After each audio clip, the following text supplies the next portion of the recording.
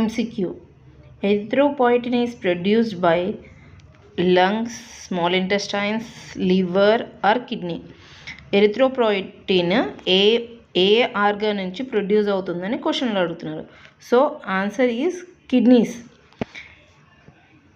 D is the answer. Erythropoietin kidneys యొక్క renal ట్యూబ్యూల్స్లో నుంచి ప్రొడ్యూస్ అవుతుంది.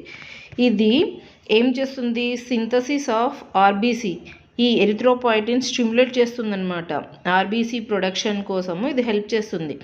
So in case kidney patients ఉన్నారనుకోండి, కిడ్నీ ఫెయిల్యూర్ పేషెంట్స్ ఉన్నారనుకోండి, వాళ్ళు ఈ ఎరిథ్రోపాయిటిన్ హార్మోన్ని ప్రొడ్యూస్ చేయడానికి ప్రాబ్లం అయిపోతుంది, ఫెయిల్ అయిపోతారు వాళ్ళు. Renal kidney like chronic renal failure, acute renal failure patient వాళ్ళు ఎరిథ్రోపాయిటిన్ ఆల్ఫా అనే హార్మోన్ని ప్రొడ్యూస్ చేయలేకపోతారు.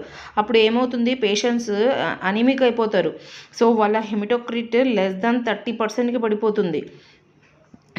సో మనము ఆర్టిఫిషియల్గా వాళ్ళకి బయట నుంచి ప్రొడ్యూస్ అయ్యే రికమెండెంట్ హ్యూమన్ ఎరిథ్రోపాయిటిన్ ఆల్ఫాని మనము ఇంట్రడ్యూస్ చేస్తామన్నమాట, బాడీలోకి అడ్మినిస్ట్రేట్ చేస్తాము. ఎలాగా? ఐవీ ఆర్ ద సబ్క్యూటేనియస్ ఫామ్లో పేషెంట్కి అడ్మినిస్ట్రేషన్ చేస్తాము.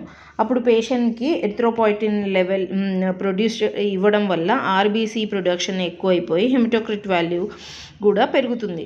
సో హెమటోక్రిట్ వాల్యూని కూడా మనం ఎరిథ్రోపాయిటిన్ ఇచ్చినప్పుడు చెక్ చేసుకుంటూ ఉండాలి, పేషెంట్కి మానిటర్ చేసుకుంటూ ఉండాలి. కొంతమంది పేషెంట్కి స్ట్రోక్, మ్యాలిగ్నెన్సీ ఉంటే ఈ ఎరిథ్రోపాయిటిన్ మనం కాంట్రా ఇండికేషన్ అనమాట, ఇవ్వకూడదు పేషెంట్స్కి. So erythropoietin is produced from the kidneys.